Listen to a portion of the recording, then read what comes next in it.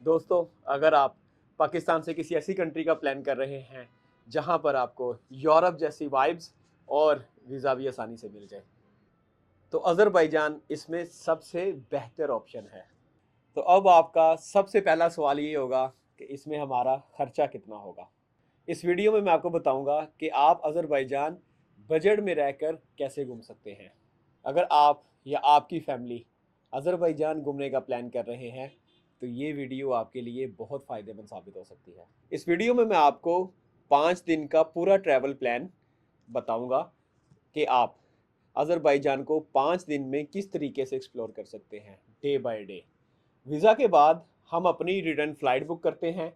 लाहौर से आपको direct PIA की फ़्लाइट मिल जाती है, अज़र एयरलाइन की डायरेक्ट फ़्लाइट मिल जाती है। इस्लामाबाद से आपको अज़र एयरलाइन की डायरेक्ट फ़्लाइट मिल जाएगी।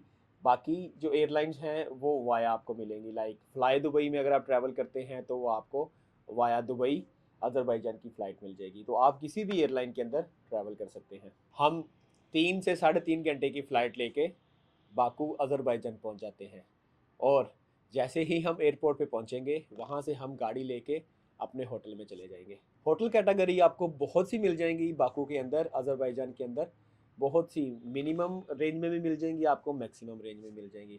वहाँ पर 2 स्टार होटल से लेके 5 स्टार होटल तक हर तरह की ऑप्शन अवेलेबल है। जब हम अज़रबैजान पहुँच गए, हमारा स्टे हो गया, नेक्स्ट डे पे हमारा डे टूर स्टार्ट हो जाएगा। तो डे 2 में हम घूमेंगे बाकू सिटी। बाकू सिटी के अंदर आप घूम सकते हैं Flame Tower, Highland Park, Nizami Street, Old Baku City. Old Baku City में जाकर आपको लगेगा कि आप यूरोप में आ गए हैं। निज़ामी स्ट्रीट की जब गलियों से आप गुजरेंगे तो आपको फील आएगी कि आप यूरोप की गलियों से गुजर रहे हैं। वहाँ की फील ऐसे है जैसे कि आप यूरोप में घूम रहे हैं। डे 3 में हम जब सुबह उठेंगे तो हम प्लान करेंगे शादाग टूर का।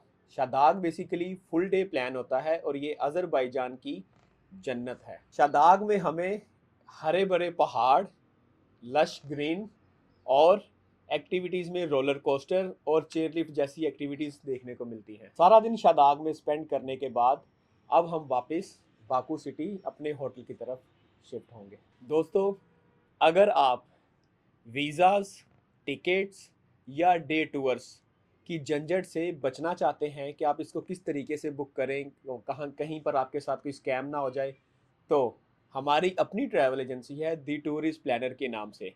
आप हमारी टीम से रब्ता करके अपना प्लान भी बुक कर सकते हैं। हम आपके लिए ये सारे अरेंजमेंट्स खुद से करके देंगे।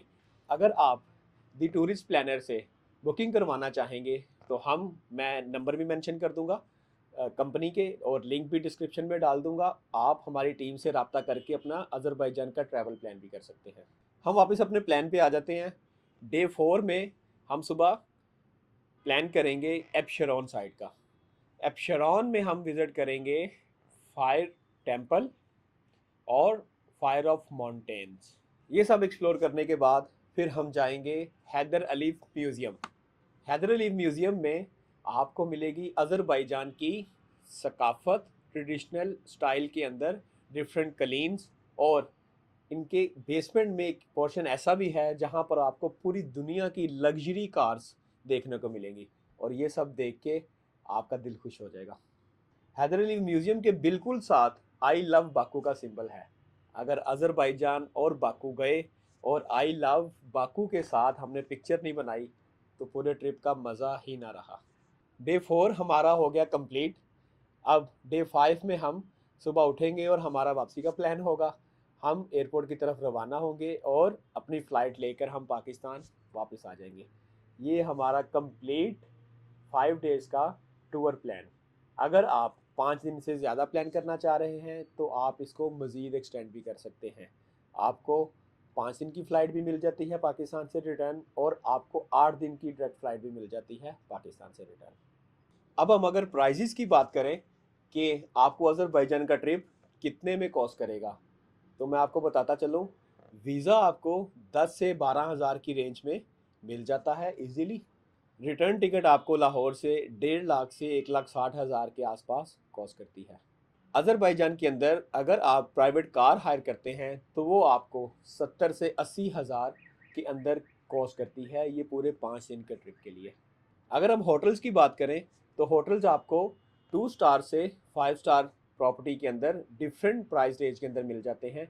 बट अगर मैं आपको रिकमेंड करूं कि आपको मिनिमम कौन सा होटल लेना चाहिए जिसमें आपको होटल भी अच्छा मिल जाए, तो 3 to 4 स्टार होटल आपको करना चाहिए, जो कि आपको 15 से 20 हज़ार पाकिस्तानी रुपीज़ पर नाइट के अंदर कॉस्ट करेगा।